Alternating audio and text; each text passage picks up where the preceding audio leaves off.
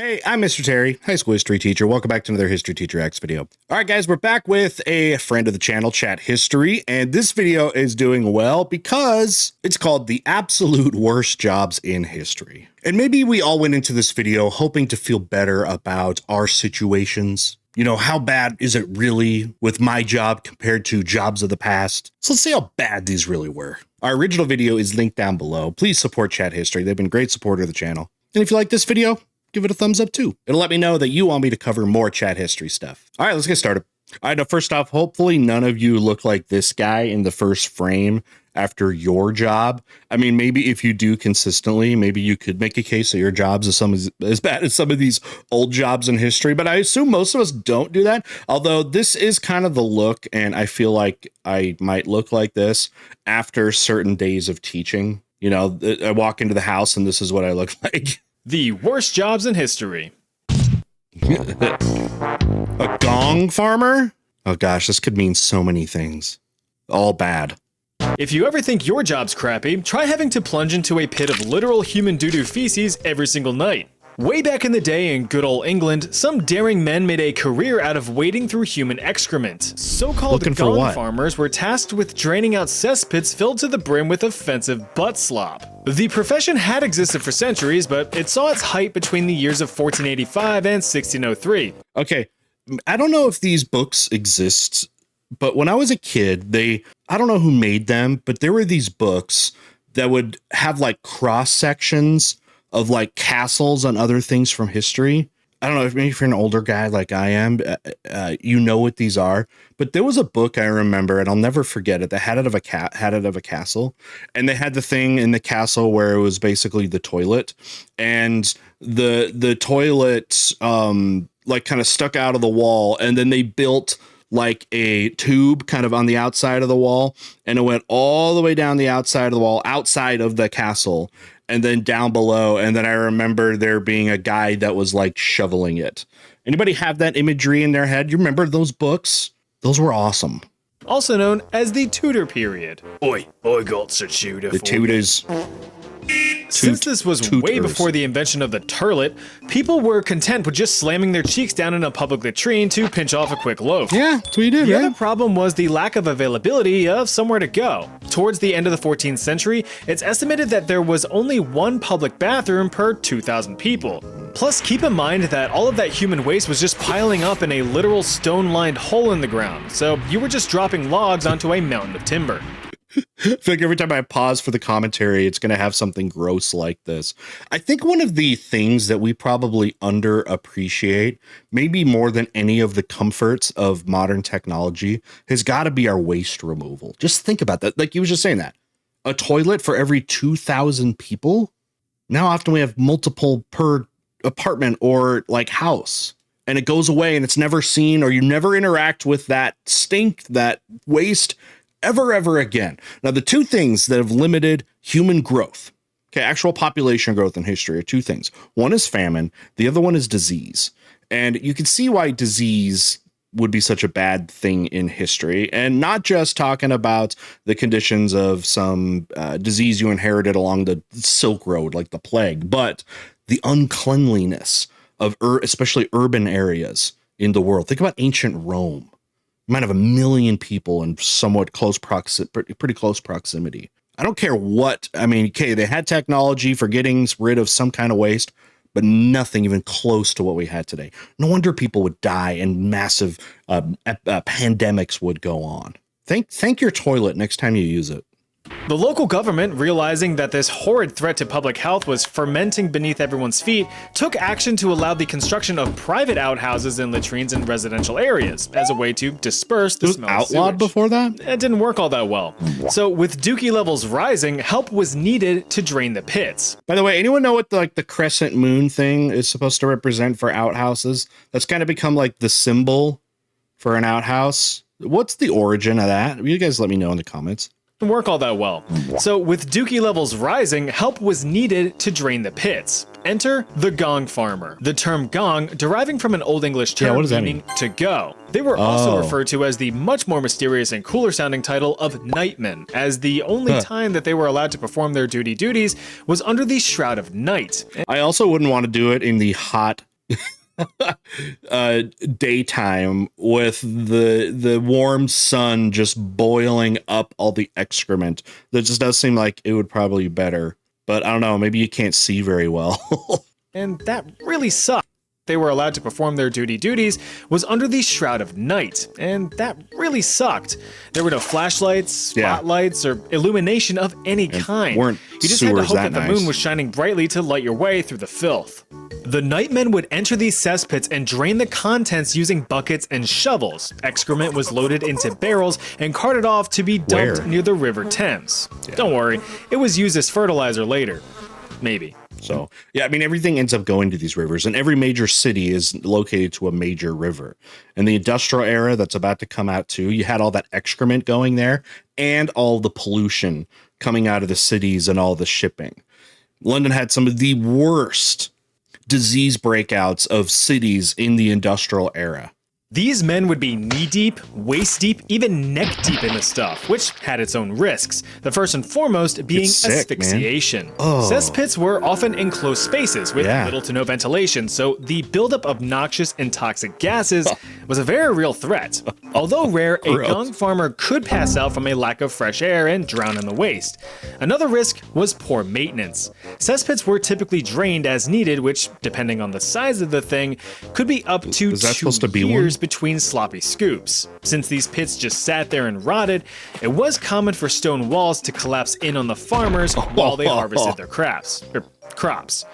Any scrapes or bumps would certainly get infected, which could only lead to a painful death. And this was still kind of before, I mean, depending on what he's talking about specifically here, he was talking kind of the Tudor period, late Middle Ages, but still I have no clue about germ theory. Like it was even in the modern era when they had cholera outbreaks, like in London, that they still couldn't understand or didn't fully understand, well, why the disease outbreak is problematic. It's because your sewage water is right next to your drinking water. But these high risks were met with high reward. Since the job was less than desirable, gong farmers made quite a healthy living, I was about gonna ask 6 pence a day. what the pay was. I'm not quite sure what that is in non-silly sounding money, but sounds pretty good. Can you guys confirm that? Is it actually good? I was going to ask that. I still feel like it would be something not great. Because usually when it comes to, you know, pay for a job, it's not just being, because there's plenty of jobs that people don't want to do that do, and it's not well paid. That's a lot of jobs.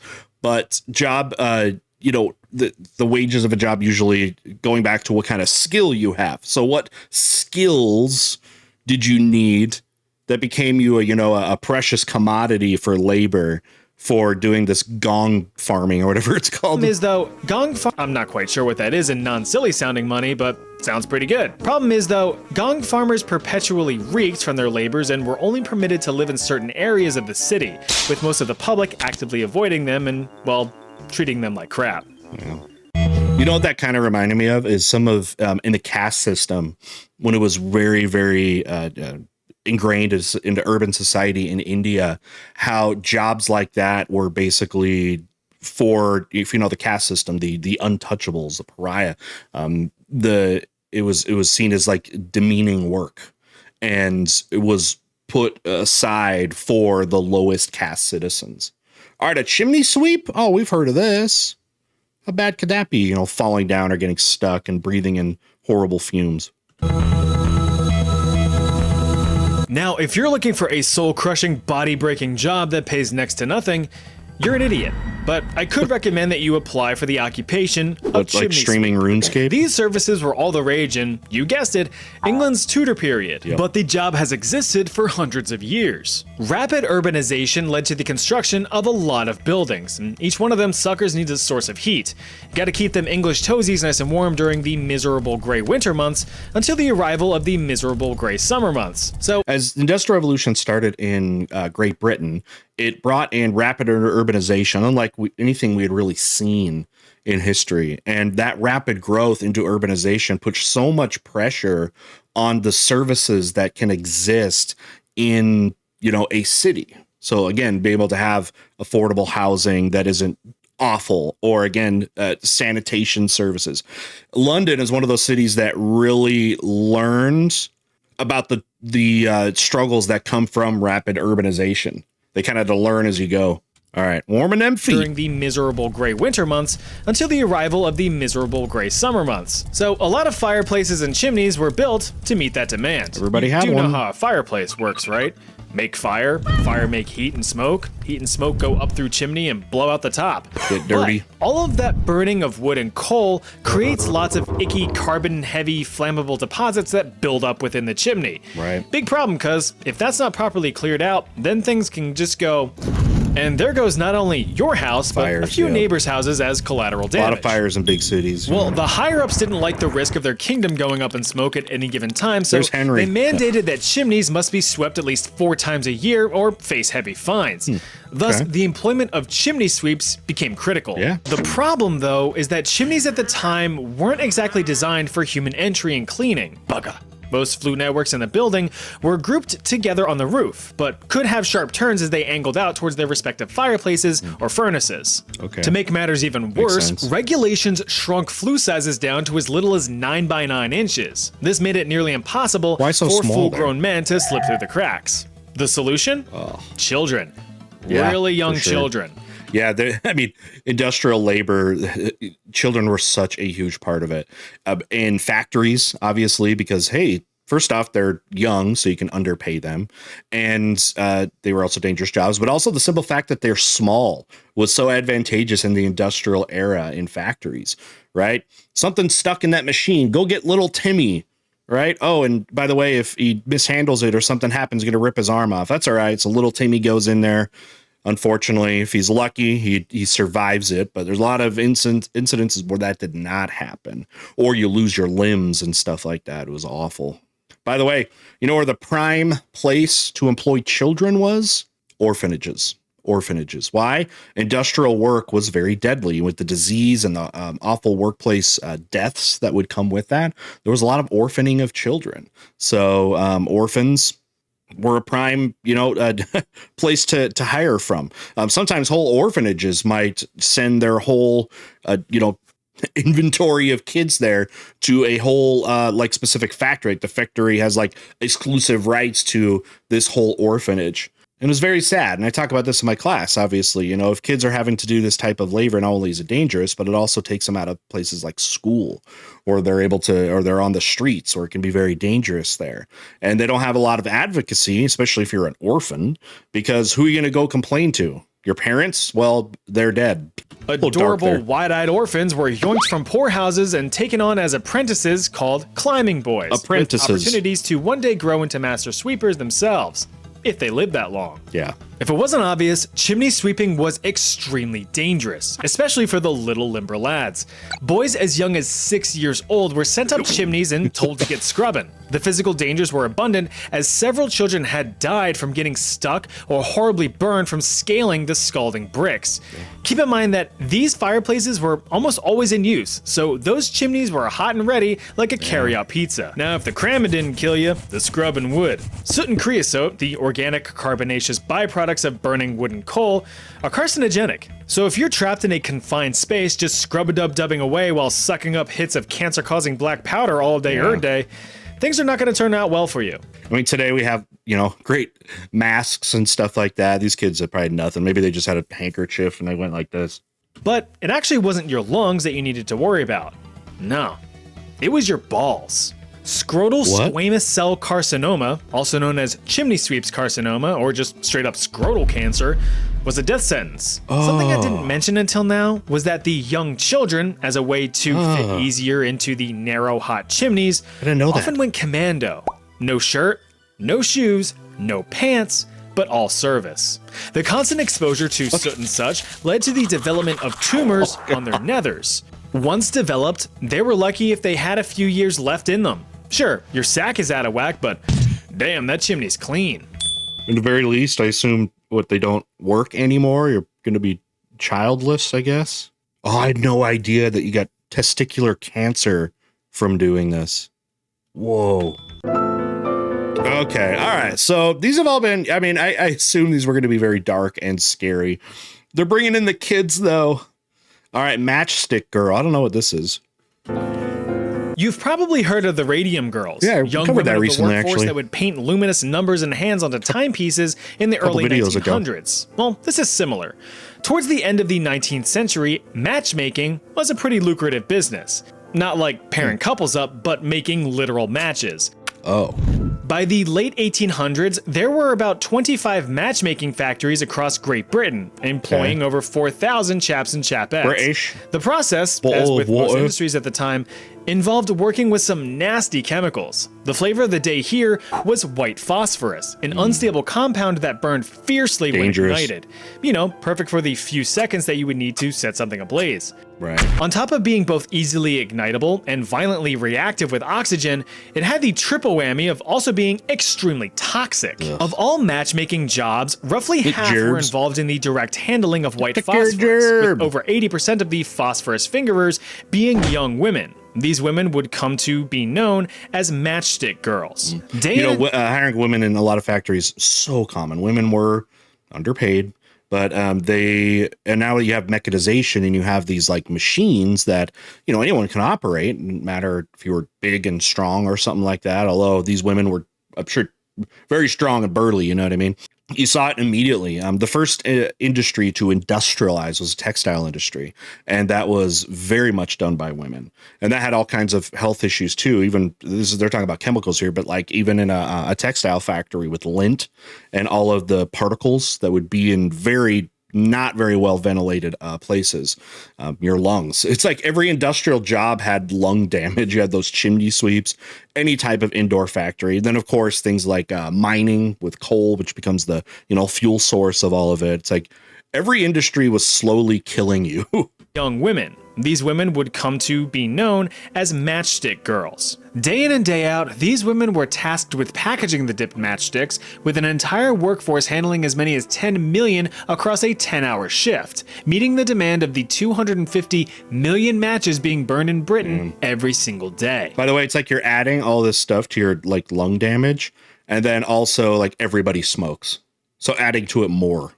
Remember that fire is what got people through the day. Need to cook? Fire. Need to keep warm? Fire. Need to see in the dark? Fire. Need to shrink your overhead? Fire. It was the biggest blessing humanity has ever discovered, and you can now summon it out of a It was little a game box in your changer for pocket. humans. The obvious problem is that fiddling with all of those fickle phosphorus fumes physically fucked you up.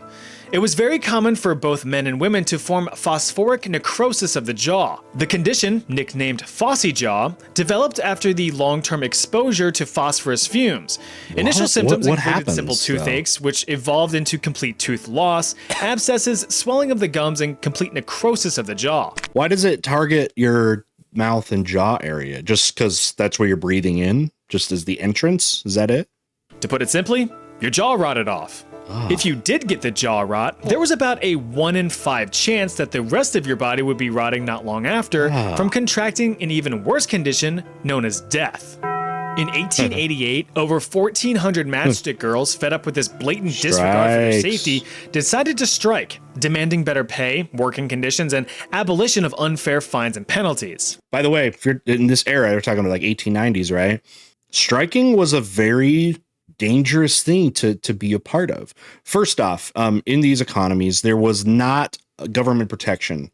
Okay, for a lot of different things. It's going to come slowly throughout like the 1800s into the 1900s, but the idea of workplace safety was really thought to just be really at the hands of the employer and not the state. The other thing too, of course, is, you know, losing your job. And if you're already in an economy where jobs can be hard to come by, factory owners saw a lot of these people as replaceable, especially in smaller numbers. All right. It's like, hey, you do something somebody else can do. We'll bring you in, get out there. You could see a strike or something met with violence from law enforcement. And really the only thing, you know, that workers had to have any kind of leverage was mass strikes. Okay. It's like, okay, you can't replace the whole factory, although maybe they, you know, did at times. But this was the only outlet that you saw there. The strike lasted for 2 weeks before demands were met and accepted. 20 years later, in 1908, How the important, British man, House labor of Commons unions completely were. banned the use of toxic white phosphorus in favor of the much safer and less toxic red phosphorus, which is what we use in matches today, but not in the match head, on the striking pad. Oh, so the striking pad is phosphorus? What's on the tip then? So remember to light one up for the matchstick girls. Thanks, ladies. Burlac. Okay, what do we got here? All right, all these have been You frightening. think your job's exhausting? Try hauling an entire freaking ship up a river with your bros. Oh, geez. These are burlacs, or barge haulers. They hauled barges.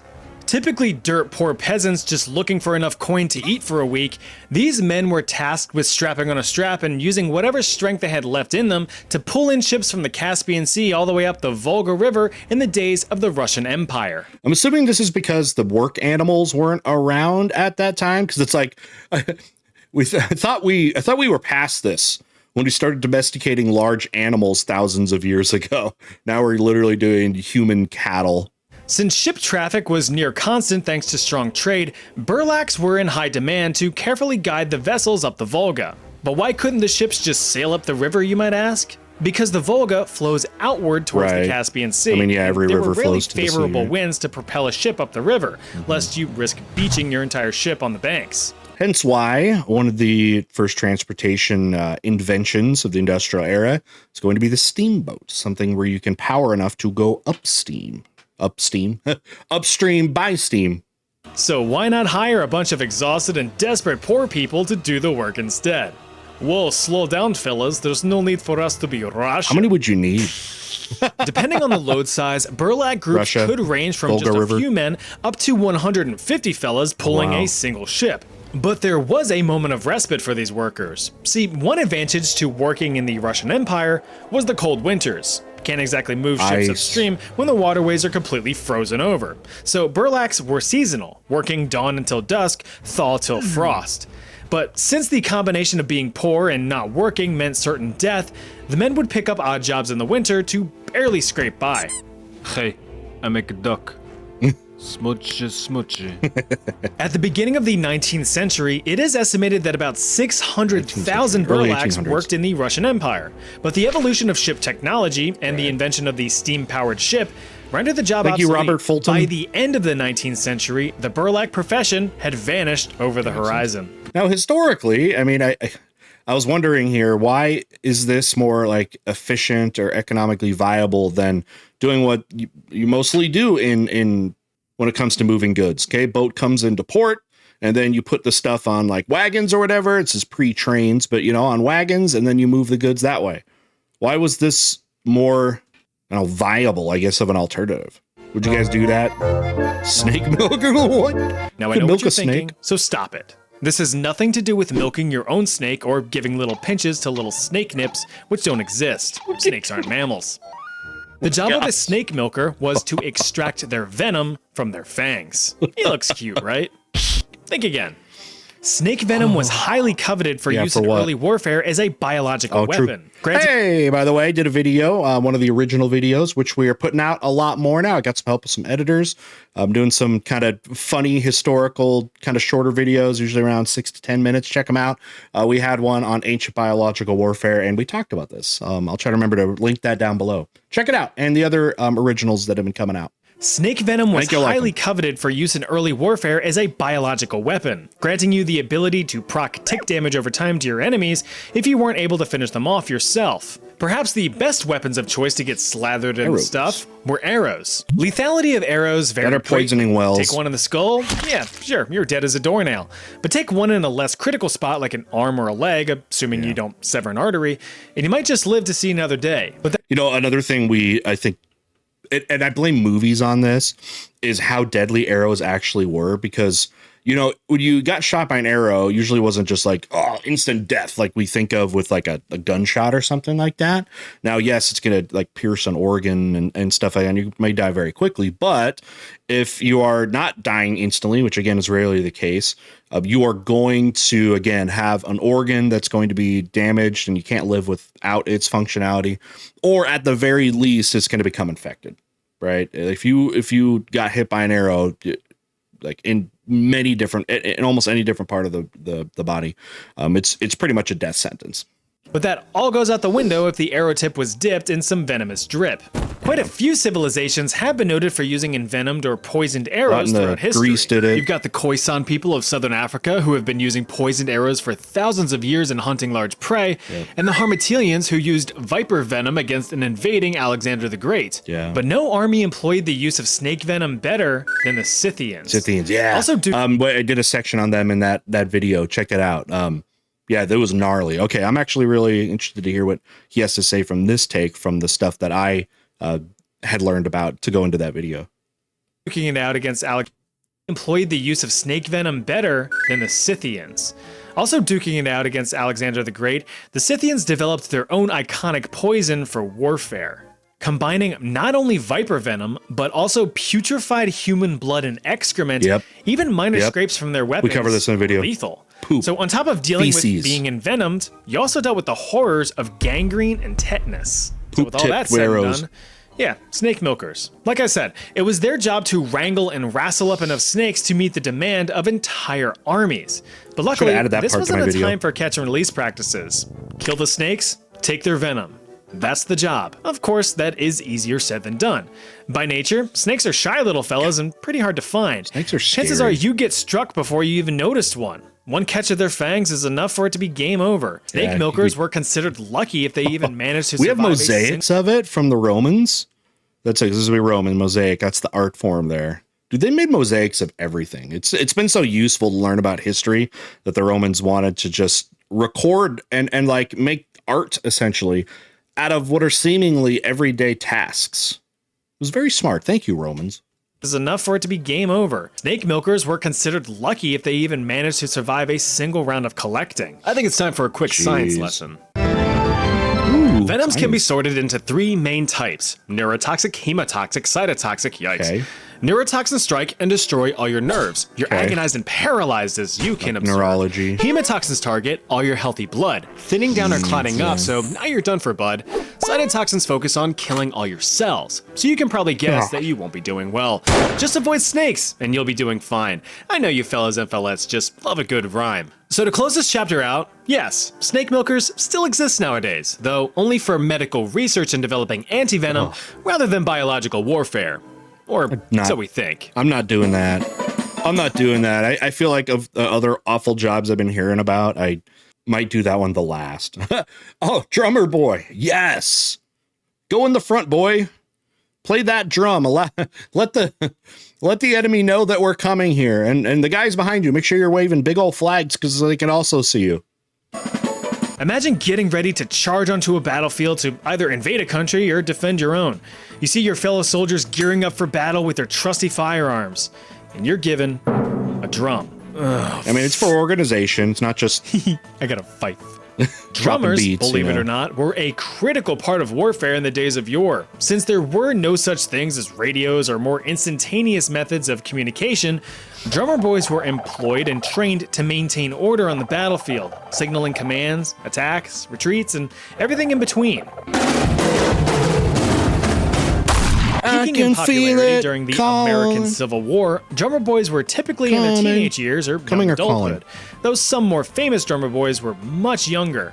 Little Charlie King of the Union Army died in battle at the age of just 13, being the youngest casualty in the Battle of Antietam. Oh, I mean, Antietam was the deadliest one day of the war. So, I mean, everybody died there. But I was about to ask, like, who was the guy that was like targeting the little drummer boy? He's like, no, we can't have that. That beat is too fire. Fire on him. Itty bitty Johnny Clem ran away from home and was taken in by the Union Army as a drummer boy at the ripe old age of 9. Just a few years later, the little fella fought in the Battle of Chickamauga in 1863 at the age of 12, where he shot and killed a Confederate soldier. What you gonna do? Shoot? He was promoted to sergeant, eventually retiring from the United States Army in 1915 as a brigadier general. But that's a rare occurrence. In reality, I would say. it would have gone more like this. Despite what people may think, drummer boys did not lead troops into battle. That would be stupid. Instead, they would relay commands from behind soldier lines, though they were still known to be valuable targets. If you break the communication line, you break down the army. Outside of combat, drummer boys had a wealth of other responsibilities, such as carrying messages between units, assisting battlefield surgeons with amputations, carting the wounded up the field, fetching supplies, or burying the dead. So like a medic's assistance there. Okay. But you gotta have that beat. That beat is fire. Carting the wounded up the field, fetching supplies, or burying the dead. They very rarely carried weapons of their own, so if they had to defend themselves in the heat of battle, they were pretty shit out of luck. Groom of the stool? This sounds like the gong farmer. Let's see. Maybe this is a better version. If you wanted to be one of the most influential people in all of England, but don't have a drop of royal blood in you, you'd want to squeeze into the role of the groom of the stool, a job requiring you to get up real close and personal with the king or queen at the time. Look, we all have to go once or 12 times a day, so someone as prestigious and important as the king is gonna need help doing so. I mean, imagine feeling the sudden urge to blow out your britches, but you have to fight through said britches to accomplish the mission. Grooms of the stool assisted the monarch with any labors regarding biological movements. Oh, it's like, look at this thing. It's like a mobile toilet there. Toilet suitcase. Sit there, you let it rip. By the way, you know, another underappreciated part of how we can dispose of our waste now is toilet paper. It's a pretty modern invention. You had to have something else.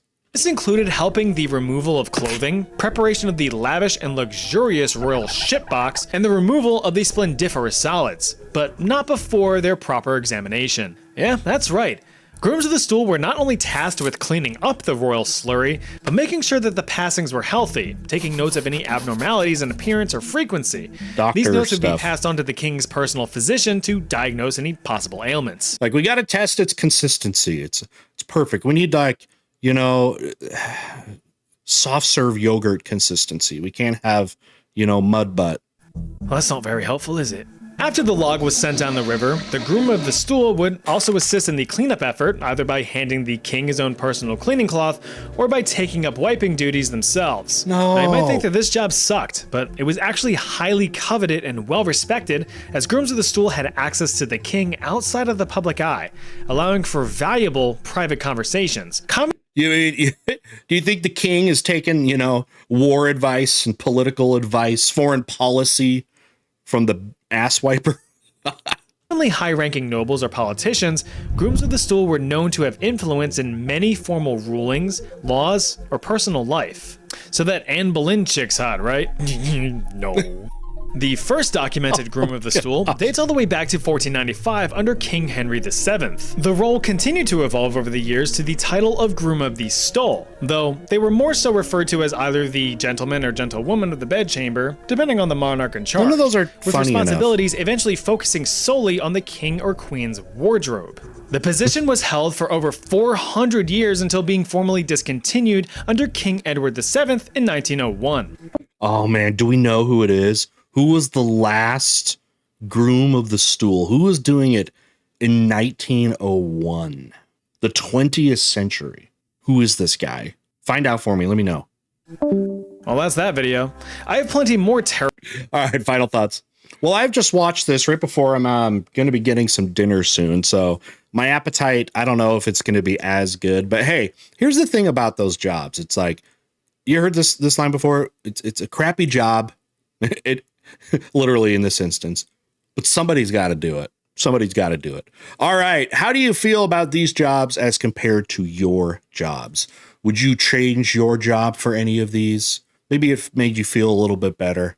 I don't know. All right, guys. We'll see y'all next time.